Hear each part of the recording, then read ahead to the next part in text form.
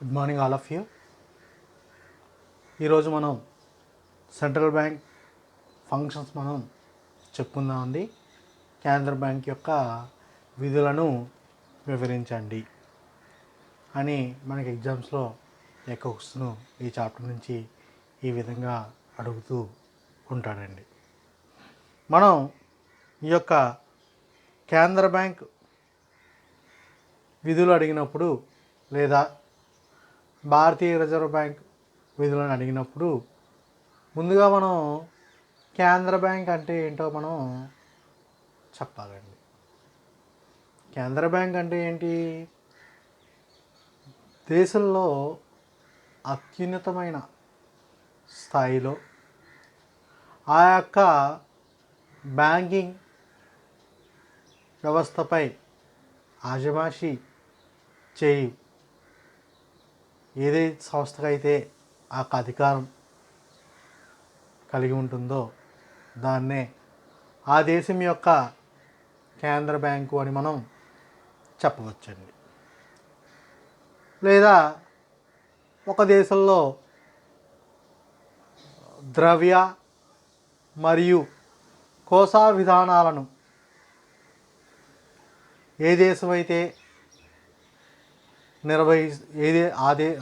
ఏ దేశంలోనైనా ఒక కేంద్ర స్థాయిలో బ్యాంకు ఇలాంటి విధానాలను అవలంబిస్తూ నిర్వహణ చేస్తూ ఉంటుందో దాన్నే మనం కేంద్ర బ్యాంకు అని, లేకపోతే ఏ దేశంలో అయితే కరెన్సీ విధానాన్ని నిర్వహిస్తూ ఉంటుందో దాన్నే కేంద్ర బ్యాంకు అని వివిధ ఆర్థికవేత్తలు వివిధ విధాలుగా కేంద్ర బ్యాంకు అంటే చెప్పుకుని వచ్చారండి. అంటే ప్రతి దేశంలో కూడా కేంద్ర బ్యాంకు అన్నది శిఖరాగ్ర స్థాయిలో పనిచేస్తూ ఉంటుంది. అయితే ఈ యొక్క కేంద్ర బ్యాంకు విధుల్లో అతి ముఖ్యమైన విధి, మొట్టమొదటి విధి bank of issue of currency notes, bank జారీ. అయితే కరెన్సీని జారీ చేయుట అంటే ఏంటి? ఒక దేశంలోని ఈ యొక్క కరెన్సీని జారీ చేసే గుప్తాధిపత్య అధికారం ఎవరికి ఉంది అంటే ఆ దేశం యొక్క కేంద్ర బ్యాంక్ ఉన్నది అని మనం చెప్పవచ్చండి. అయితే మన యొక్క భారతదేశంలో భారతీయ రిజర్వ్ బ్యాంకు కేవలం ₹1 నోటు మినహా మిగిలిన విలువగల కరెన్సీ నోట్లన్నిటిని కూడా జారీ చేసే హక్కు, రిలీజ్ చేసే హక్కు ఈ యొక్క కేంద్ర బ్యాంకు ఉన్నదండి. అయితే ఈ యొక్క ₹1 కాయిన్ కూడా మన యొక్క భారతీయ రిజర్వ్ బ్యాంక్ తయారు చేసినప్పటికీ కూడా మన యొక్క ఆర్థిక శాఖ ఫైనాన్స్ మినిస్టర్ ఈ యొక్క ₹1 నోట్ని విడుదల చేయడం జరుగుతుందండి. అయితే మన యొక్క కరెన్సీ విధానంలో చూసుకుంటే మొత్తం భారతదేశ మొత్తం కరెన్సీ యొక్క జారీ అంతా కూడా కేంద్ర బ్యాంక్ అనేది అతి సెక్యూర్గా, సీక్రెట్గా ఈ యొక్క విధిని నిర్వహిస్తూ ఉంటుందని మనం చెప్పవచ్చండి. అయితే 1957వ సంవత్సరం నుండి ఇది ₹200 కోట్ల విలువ గల బంగారం, విదేశీ మారక ద్రవ్య రిజర్వులను నిర్వహిస్తూ ఉంటుందండి. అయితే ఈ మొత్తంలో కనీసం ₹115 కోట్ల నిల్వ బంగారు రూపంలో ఉండాలని నిర్ణయించుకున్నారండి. అంటే కరెన్సీ అన్నది ఇష్యూ చేయడంలో మనం చూసుకుంటే ₹200 కోట్ల విలువ గల బంగారు, విదేశీ మారక ద్రవ్యాలని రిజర్వులను నిర్వహిస్తుంటే దాంట్లో ₹115 కోట్ల ఈ యొక్క బంగారు నిల్వలు ఉండేలాగా చూసుకుంటూ ఉంటుందండి. ఇది బ్యాంక్ ఆఫ్ ఇష్యూ. అలాగే రెండవది వచ్చేటికి బ్యాంకర్స్ టు బ్యాంక్. అలాగే మూడవది వచ్చేటికి బ్యాంకర్స్ టు గవర్నమెంట్. అలాగే ఫారెన్ ఎక్స్చేంజ్, అలాగే క్రెడిట్ కంట్రోల్. అంటే అతి ముఖ్య విధుల్లో ఈ విధులు మనం చెప్పుకుంటే సరిపోతుంది. అది ఇక్కడ బ్యాంకర్స్ టు గవర్నమెంట్ ప్రభుత్వ బ్యాంకర్గా వ్యవహరిస్తూ ఉంటుంది. ప్రభుత్వ బ్యాంకర్గా వ్యవహరిస్తూ ఉంటుంది. మన యొక్క భారతీయ రిజర్వ్ బ్యాంకు భారత ప్రభుత్వానికి బ్యాంకర్గా, ప్రతినిధిగా మరియు సలహాదారుగా వ్యవహరిస్తూ ఉంటుందండి. ఈ యొక్క వ్యవహారంలో ఈ యొక్క కార్యకలాపాలు ఏమి నిర్వహిస్తూ ఉంటుందంటే ప్రభుత్వ డిపాజిట్లను సేకరించి నిర్వహిస్తూ ఉంటుందండి. ప్రభుత్వానికి సంబంధించిన ఏవైతే డిపాజిట్లు ఉన్నాయో వాటిని సేకరించి నిర్వహిస్తూ ఉంటుంది. అలాగే ప్రభుత్వం తరపున వసూళ్ళు, చెల్లింపులు జారీ చేస్తూ ఉంటుందండి. ప్రభుత్వం తరపున వసూళ్ళు, చెల్లింపులు జారీ చేస్తూ ఉంటుంది. అలాగే ప్రభుత్వం కొత్తగా రుణాలు సేకరించడానికి సహాయపడుతూ ప్రభుత్వ రుణాలను నిర్వహిస్తూ ఉంటుందండి. ఏంటంటే ప్రభుత్వానికి కొత్తగా రుణాలు సేకరించడానికి సహాయపడుతూ ప్రభుత్వ రుణమును నిర్వహిస్తూ ఉంటుందండి. అలాగే 91 రోజు వ్యవధి గల ట్రెజరీ బిల్లులను ప్రభుత్వం కొరకు అమ్ముతూ ఉంటుందండి. 91 డేస్ గల ట్రెజరీ బిల్లులను ఈ యొక్క ప్రభుత్వం తరపున సేల్ చేస్తూ ఉంటుందండి. అలాగే కేంద్ర రాష్ట్ర ప్రభుత్వాలకు 3 నెలల కాలానికి మించకుండా అడ్వాన్సులు కూడా అందిస్తూ ఉంటుందండి. ఇటు ఏదైతే సెంట్రల్ గవర్నమెంట్, ఏదైతే స్టేట్ గవర్నమెంట్ ఉందో వాటికి సంబంధించి బిలో 3 మంత్స్కి అడ్వాన్స్ అన్నవి ప్రొవైడ్ చేస్తూ ఉంటుందండి. అలాగే పంచవర్ష ప్రణాళికలకు అమలుకై ప్రభుత్వంకు కావలసిన అభివృద్ధి విత్తమును సమకూరుస్తూ ఉంటుందండి. ఏవైతే 5 years ప్లానింగ్స్ ఉన్నాయో ఆ ప్లానింగ్ కావాల్సిన ఫైనాన్షియల్ సపోర్ట్ అన్నది కూడా ఇది సహాయం చేస్తూ ఉంటుందండి. అలాగే ఇంకొక విధి చూసుకుంటే మనకి బ్యాంకర్స్ టు బ్యాంక్.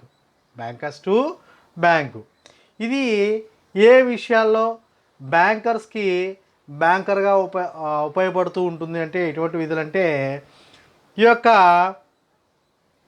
అర్హత గల బిల్లులను డిస్కౌంట్ చేసుకోవడం ద్వారా ఆమోదిత సెక్యూరిటీల హామీగా రుణాలు, అడ్వాన్సులు మంజూరు చేయడం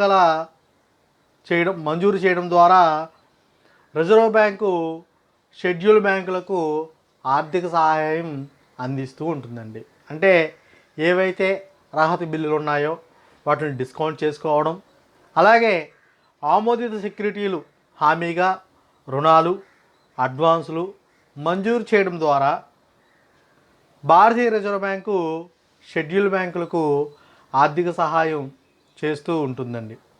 అలాగే ప్రతి బ్యాంకు కూడా రిజర్వ్ బ్యాంకు వద్ద కొంత నగదును రిజర్వ్గా ఉంచవలసిన శాసనాత్మక బాధ్యత కలిగి ఉంటుందండి.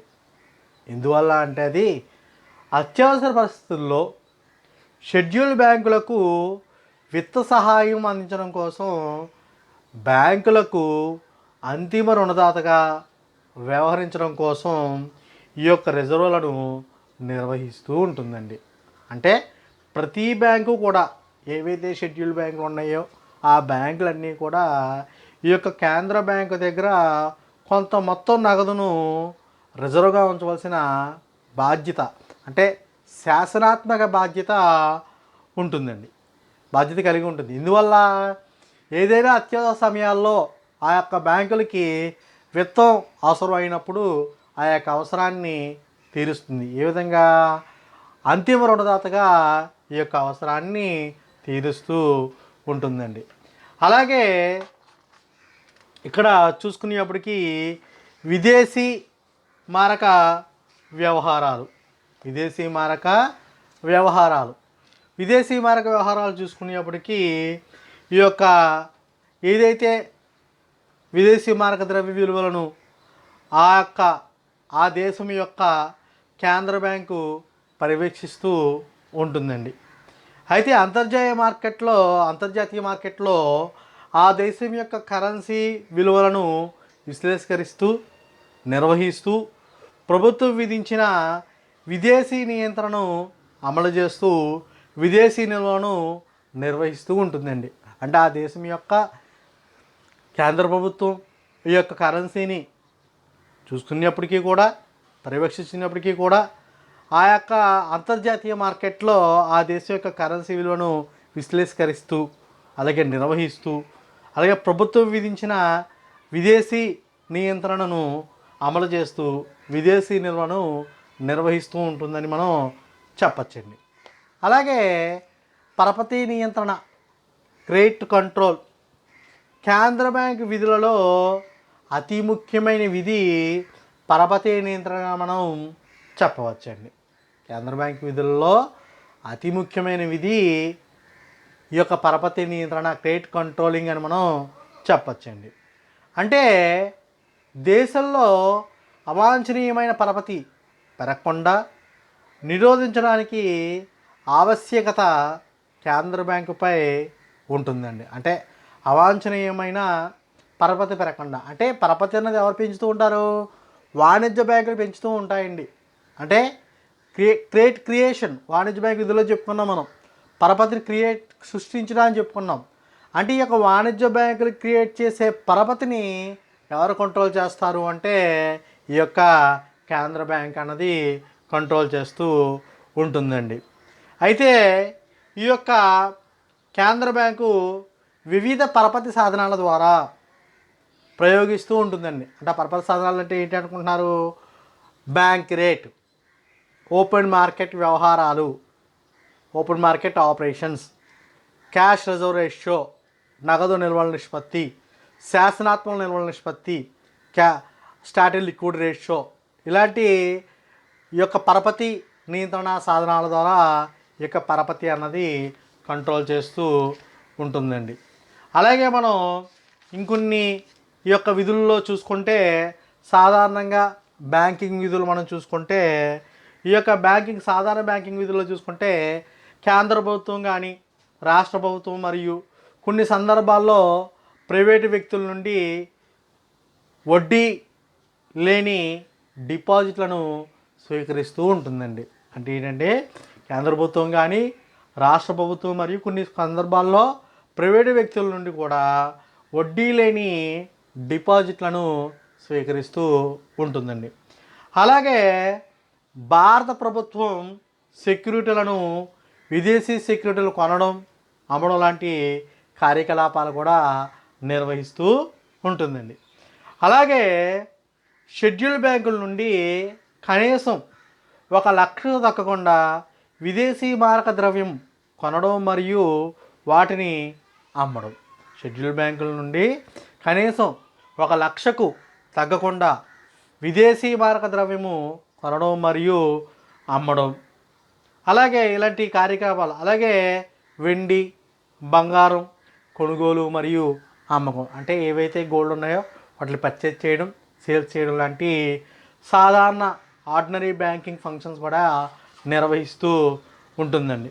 అలాగే ఇతర విధులు చూసుకుంటే అదర్ ఫంక్షన్స్ చూసుకుంటే దీంట్లో మనకి మొట్టమొదటిగా వాణిజ్య బ్యాంకుల యొక్క పర్యవేక్షక సిబ్బంది శిక్షణ సదుపాయం అందించడం కోసం రిజర్వ్ బ్యాంకు బ్యాంకర్స్ ట్రైనింగ్ కాలేజెస్ని నెలకొల్పి సహకార సిబ్బందికి శిక్షణ అందించే ఏర్పాట్లు చేయబడతాయండి. ఇక్కడ అదర్ ఫంక్షన్స్లో మనం ఇతర విధుల్లో చూసుకుంటే మొట్టమొదటి విధి ఏంటి అంటే వాణిజ్య బ్యాంకుల యొక్క పర్యవేక్షక సిబ్బంది శిక్షణ సదుపాయం అందించడం కోసం ఈ యొక్క భారతీయ రిజర్వ్ బ్యాంకు బ్యాంకర్స్ ట్రైనింగ్ కాలేజెస్ని నెలకొల్పి సహకార సిబ్బందికి శిక్షణ అందించే ఏర్పాట్లు చేయబడిందండి. అలాగే ఇంకొక విధి చూసుకుంటే మనకి బ్యాంకింగ్, విత్తము, ఫైనాన్స్, పరపతి, క్రెడిట్, ద్రవ్యము, వ్యవసాయ పారిశ్రామిక ఉత్పత్తికి చెందిన గణాంక సమాచారాన్ని సేకరించి ముద్రిస్తుందండి. అంటే వీటికి సంబంధించిన ఫైనాన్స్ సంబంధించిన కానీ, అగ్రికల్చర్ సంబంధించిన కానీ, ఈ యొక్క ద్రవ్యానికి సంబంధించిన కానీ, ఆ యొక్క గణాంకాలన్నింటిని కూడా సేకరించి వాటిని ఎవ్రీ ఇయర్ కూడా ముద్రిస్తూ ఉంటుందండి. అలాగే వివిధ పరిశోధనల ఫలితాలను, దేశ యొక్క ఆర్థిక స్థితి గతులను నెలవారీ బులెటిన్లు, ఇతర నిర్ణీత పత్రికల ద్వారా ప్రచురిస్తూ ఉంటుందండి. అంటే ఏంటి, ఎవ్రీ మంత్ కూడా ఏం చేస్తుందంటే వివిధ ఫలితాలను అంటే వివిధ పరిశోధనలు చేసిన తర్వాత వాటి యొక్క ఫలితాలను దేశ యొక్క ఆర్థిక స్థితిగతులను నెలవారీ బులెటిన్ల ద్వారా ప్రచురిస్తూ ఉందండి. అలాగే కొన్ని కార్యకలాపాలను ఈ యొక్క విధులను చేయబడిన వ్యాపారం చేయకపోవడం, కొన్ని వ్యాపారాలు అన్నవి ఈ యొక్క కేంద్ర బ్యాంక్ అన్నది నిర్వహించదండి. ఏంటంటే అవి సభ్య బ్యాంకులు ఏవైతే ఉన్నాయో వాటితో పోటీకి దిగకూడదు. అర్థమైందని, ఏవైతే ఉన్నాయో ఈ యొక్క సభ్య దేశాలు కేంద్ర బ్యాంక్ కింద ఏవైతే బ్యాంకులు ఉన్నాయో ఆ యొక్క బ్యాంకుల కిందతో పోటీ అన్నది దిగకూడదు. ఇవన్నీ నిషేధించబడిన విధులండి. అలాగే ఏదైనా వ్యాపారం కానీ, వర్తకం లేదా పరిశ్రమల్లో పాల్గొనడం, ప్రత్యక్షంగా ఆర్థిక సహాయం చేయకపోవడం. అంటే ఏదైనా వ్యాపారంలో కానీ, అంటే ఒక బిజినెస్లో కానీ, ట్రేడింగ్లో కానీ, లేకపోతే ఇండస్ట్రీలో కానీ అవి ఇంట్రడ్యూస్ అవ్వకూడదు. డైరెక్ట్గా కూడా ఫైనాన్షియల్ సపోర్ట్ అన్నది, సహాయం అన్నది, హెల్పింగ్ అన్నది చేయకూడదు. అలాగే హామీ లేకుండా రుణాలు, అడ్వాన్సులు మంజూరు చేయకపోవడం. ఎటువంటి హామీ లేకుండా కూడా ఎటువంటి లోన్ కానీ లేకపోతే ఎటువంటి అడ్వాన్సులు కానీ మంజూరు చేయడం చేస్తూ ఉంటుందండి. అలాగే డిపాజిట్లపై వడ్డీ చెల్లించకపోవడం. ఎటువంటి డిపాజిట్లకైనా ఈ వడ్డీలు అనేవి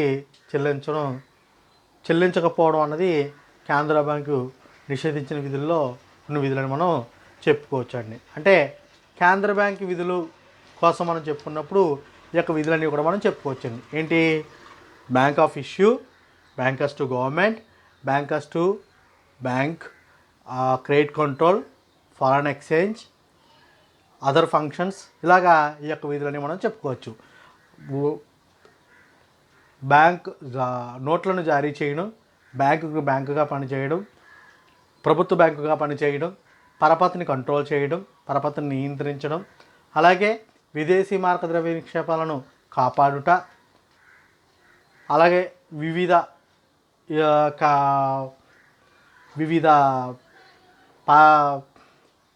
ఏవైతే విధులు ఉన్నాయో అతర ఫంక్షన్స్ కూడా ఇవి చెప్పడం జరుగుతుంది. కేంద్ర బ్యాంకు విధులు అన్నప్పుడు ఈ యొక్క విధులన్నీ కూడా చెప్తే సరిపోతుందండి.